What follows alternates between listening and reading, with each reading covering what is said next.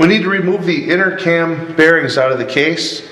How we're going to do that is we've got a tool here that'll push into the bearing itself, and then we'll put a center in there that'll make it expand, and then we're able to then pull it out this way.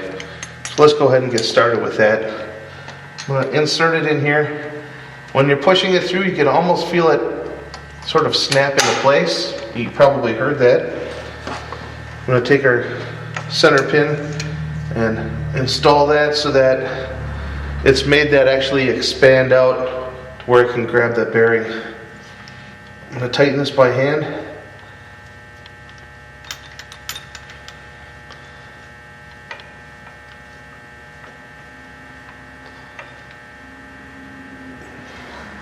Okay, now I need to get some wrenches on it. It's a 9/16 and an inch and an eighth. I'll do it on this one. And I can feel it start to pull out. There's a little bit of tension there, but not a lot.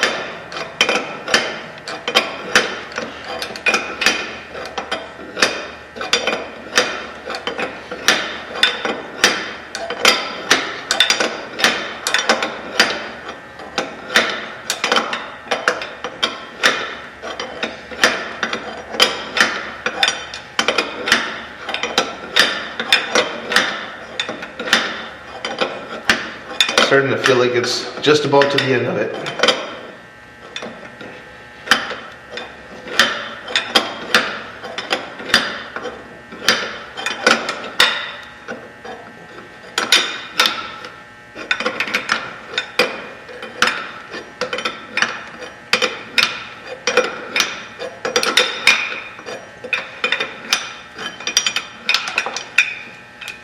And there it is.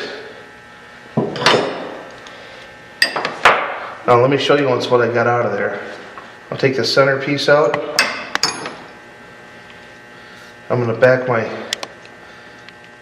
bolt back a bit so that our pressure sleeve can come back.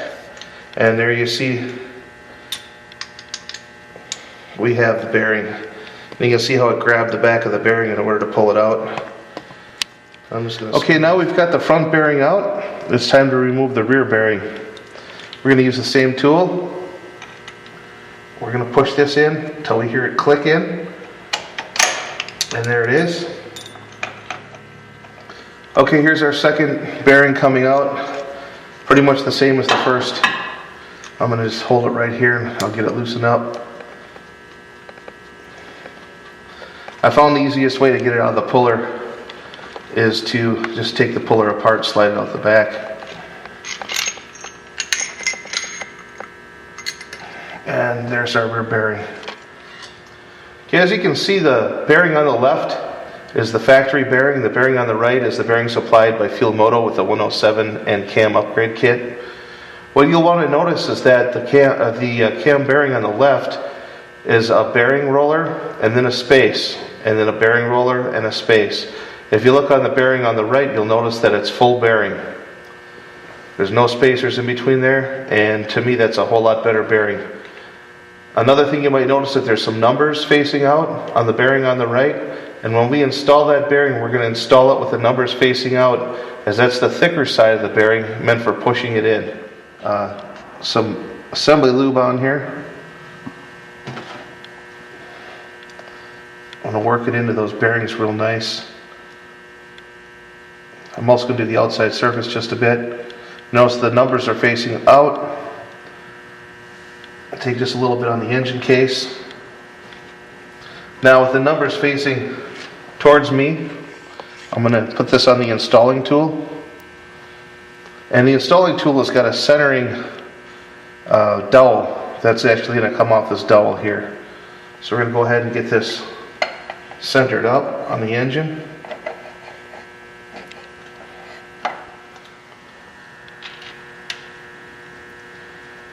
Alright, I'm just finishing my last fastener on this jig for installing the cam bearing. We're doing the front cam bearing right now.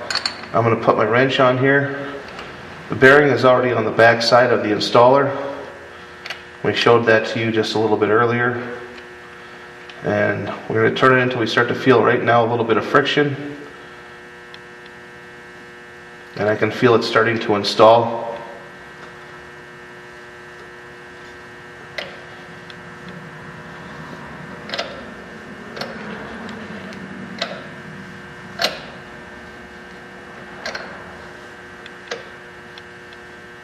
Just about there.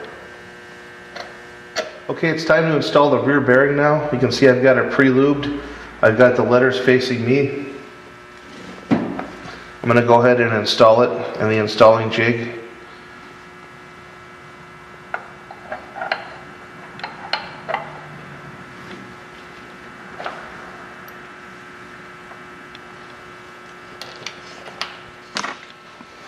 Alright, we're installing the rear bearing for the cam.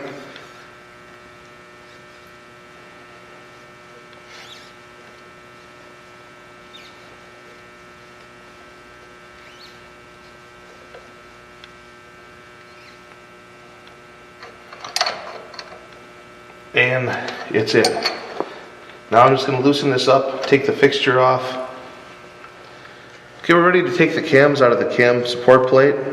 You're going to find that the front cam actually has a retaining clip on it.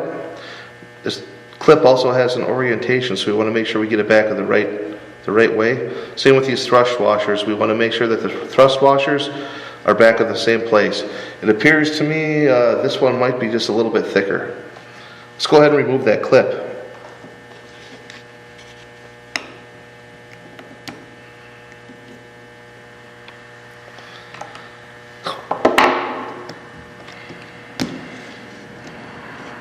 That thrust washer doesn't want to come off, so let's see if we can. We'll let it there for now. Another thing that needs to come off is going to be this cam adjuster on the inside. We can get that off with an Allen wrench. You don't have to take it all the way off, but I just like to do it. Get it totally out of the way.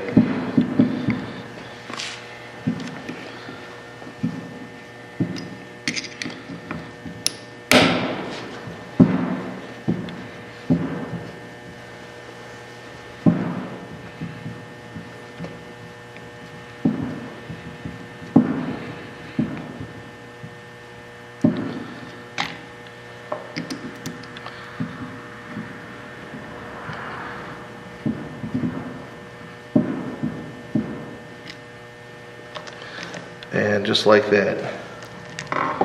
Now these cams should be free to come out. We'll slide them out evenly on each side.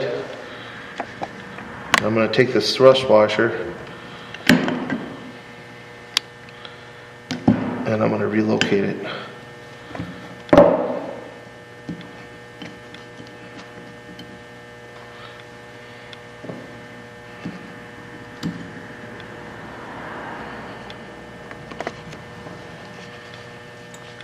There. Now our cam support plate has got the cams taken out. We're going to need to clean that up. One last thing I want to mention is that the direction of the chain needs to stay the same. So I'm going to leave the cams together like this until I get my new cams cleaned up and all the packaging, protective, whatever they have on them. It's going to be cleaned off, and I'm going to go ahead and take my new cams, transfer them right into the chain, and have them laying on the bench just like this. Okay, we've got the cams here. They do have a little bit of a film on them from being shipped, so what we're going to do is we're going to go ahead and clean those up. I'm using an electrical cleaner here. It'll actually evaporate quickly and won't affect the assembly lube I'm going to be putting on. I want to make sure I got these clean. They do look pretty clean. They do a really nice job of making them look clean when you get them, but I always make sure. You never know what might be on them. And there it's just a bit shinier. I'll move to the other cam. This is the rear cam.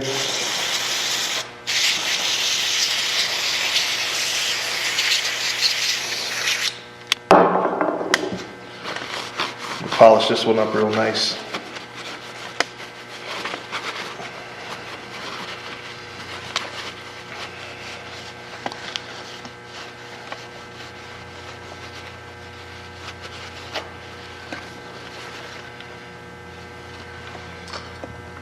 There. Now I'm going to put some assembly lube on these.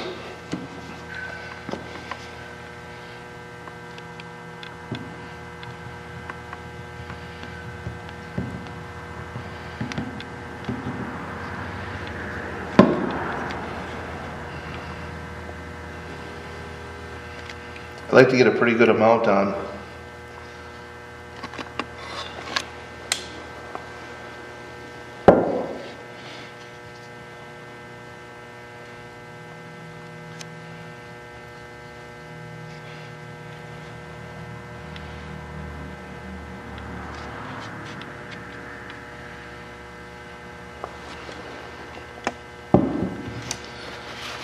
And then I'm going to be transferring the chain from this set of cams to the new set. The reason why I wait is because I want to make sure that the chain is running in the same direction.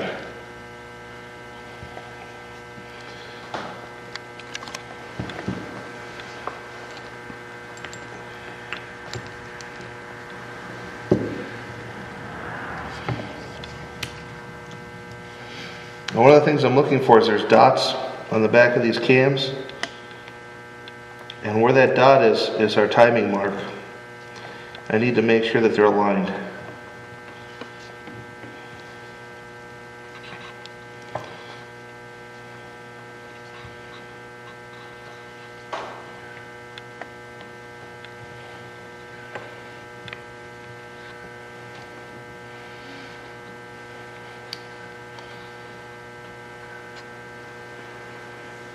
And as you can see, they look like they're pretty close. I'm not quite sure I'm satisfied with that. I may move one cam, one tooth. See once what we get.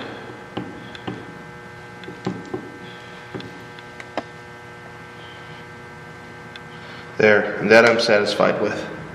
To me, that's lined up. Okay, I'm going to lay these down for just a second. I'm going to get some lube for where they go in to the cam support plate. We're going to lube this up real good. I'm also going to place some lube on the back side where they rub. You can have a look at that. And I'm going to go ahead and slide these in.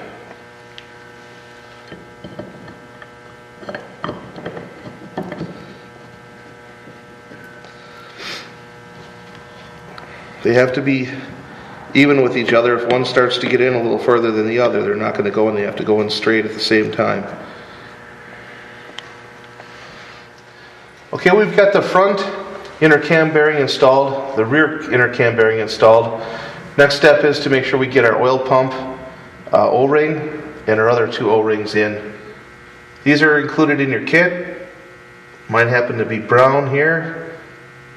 And on the oil pump, I had taken out a yellow O-ring. The kit gave me a black one. Okay, then I'm going to just apply a little bit of lube to those O-rings. And then we're going to slide in our cam assembly. Our cam assembly has been pre-lubed and should be ready to slide in. Take this very carefully and locate it over this engine shaft here. You may have to move the crank a bit to get things to line up for the oil pump. And there it is, being stored temporarily. So don't forget to make sure that your thrust washers are in place. Also, I've applied just a real small amount of thread locker on these threads. And the order of tightening sequence is 1 here, 2 over here, 3 up here, 4 down here, 5 over here, and 6 up top. Now the torque on these is going to be between 90 and 120 inch-pounds.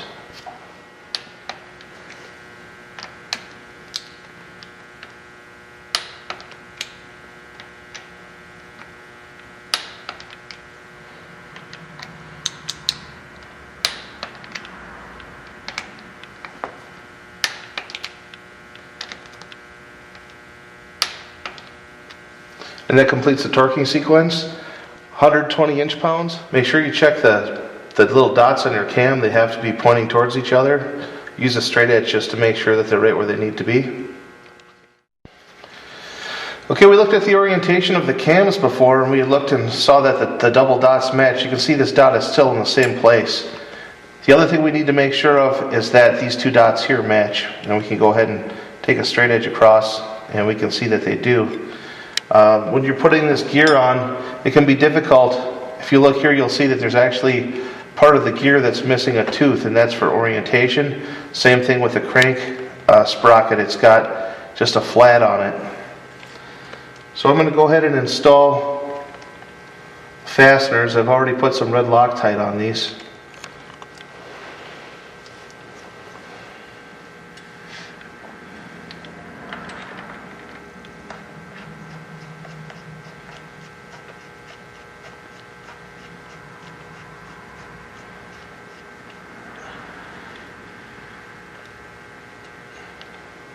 Now they make a tool that fits in between the teeth here to hold these two from turning. If you don't have one of those when you're at home, what you're going to need to do is you're going to need to go ahead and put your bike in probably 5th or 6th gear, whatever you have. I'm going to do that right now. And that's going to enable me to hold the brake while I tighten that and torque it.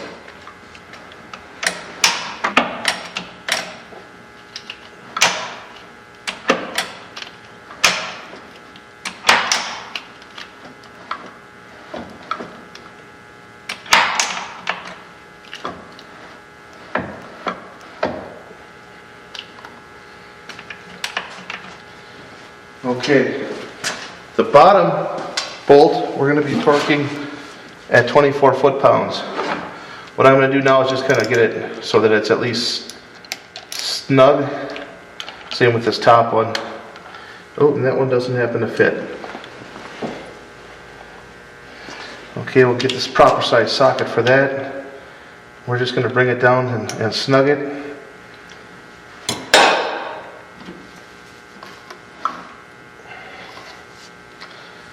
Okay, grabbing a torque wrench here, 24 foot-pounds on the lower, just dialing that in here, 18, 19, 20, 23, and there's 24.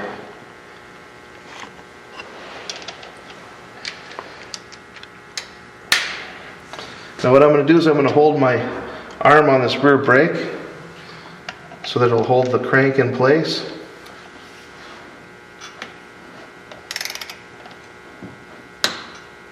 And there's my torque wrench here. Now the upper is a little bit different. The upper sprocket has a pre-torque of 15 foot-pounds and a final torque of 34. I'm going to change my socket to a 9/16. We're going to go down to 15 foot-pounds. There's 13, 14, 15. Once again, I'm going to hold the brake with my arm, and there's our 15,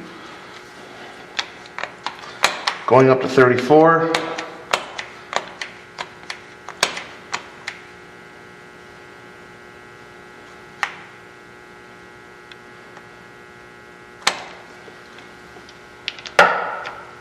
holding the brake again.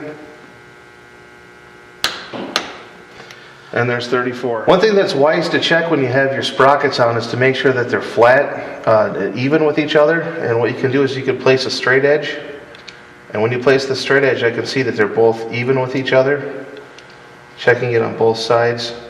It's really easier to do without the chain in place, but you can also do it with a smaller straight edge, and I can see that they are definitely both lined up.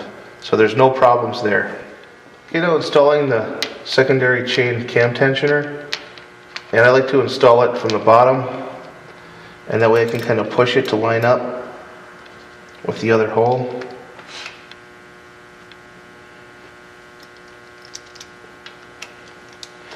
These get torqued at 90 to 120 inch-pounds for the factory service manual.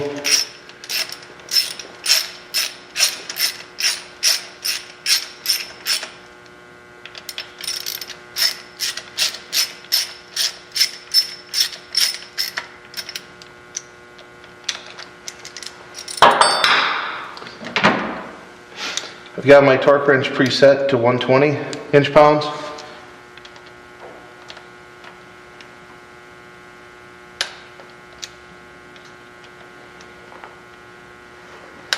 Cam chest is now assembled. We've cleaned up the edges, make sure that they're nice and clean.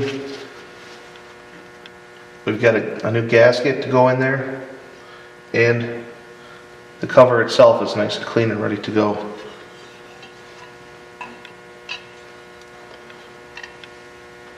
There is a torque sequence for this piece that we're going to be following after we get all the bolts started. So we'll get these started and we'll get them down to where they stop and show you how the torque sequence. We've got our cover fastened now. All the bolts are in and just snugged.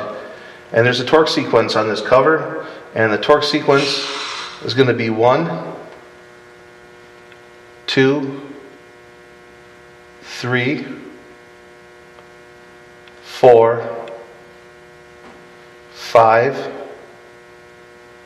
6, 7, 8, 9,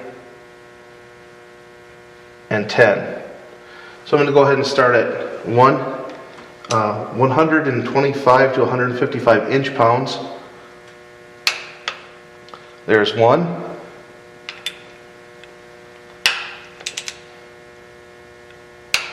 There's 2. And 3. Okay, these are the Nightcrawler directional lifters, and if you take a look, they've got a really neat little logo on the flat here.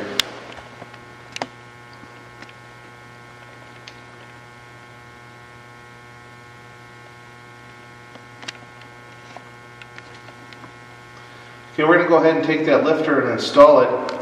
The flat goes towards the front. This one's already all pre-lubed. I did lube it myself, it doesn't come that way.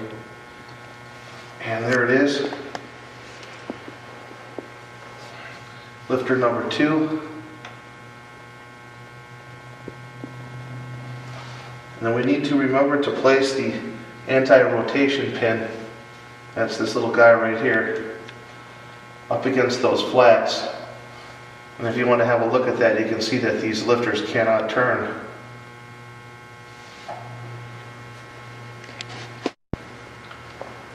And we'll place our gasket on.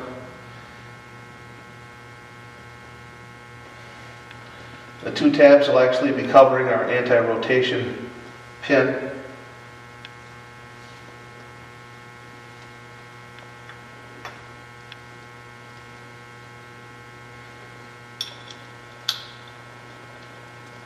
Torque on these is 90 to 120 inch-pounds.